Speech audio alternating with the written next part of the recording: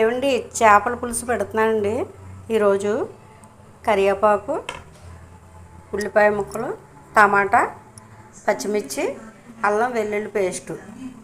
ఇప్పుడు చేసే విధానం చూపిస్తానండి నేను. కళాయిలో ఆయిల్ వేసాం కదండి, కరివేపాకు వేయాలి. కరివేపాకు వేసిన తర్వాత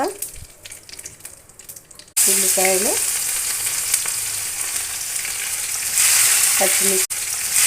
పచ్చిమిర్చి,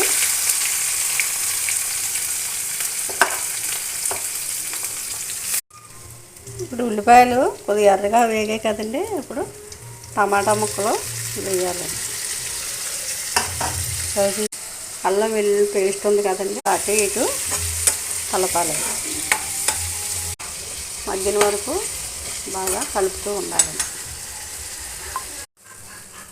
చూడండి, ఇప్పుడు కొద్దిగా దగ్గరికి మగ్గాయి కదండి, ఇవన్నీ ఎర్రగా వేగేయమటండి. ఇప్పుడు మనం ఈ ఉప్పు కారం కలిపిన చేప ముక్కలు ఉన్నాయి కదండి, ఇవి వేయాలండి.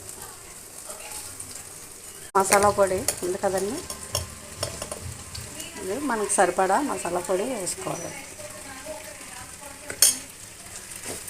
మసాలా పొడి వేసాం కదండి. ఇప్పుడు మనకి చేపలకి తగ్గ పులుసుని వేయాలి.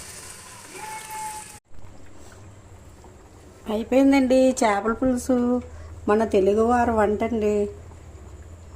ఇప్పుడు వీడియో కానీ నచ్చితే సబ్స్క్రైబ్ చేయండి, షేర్ చేయండి, కామెంట్ చేయండి.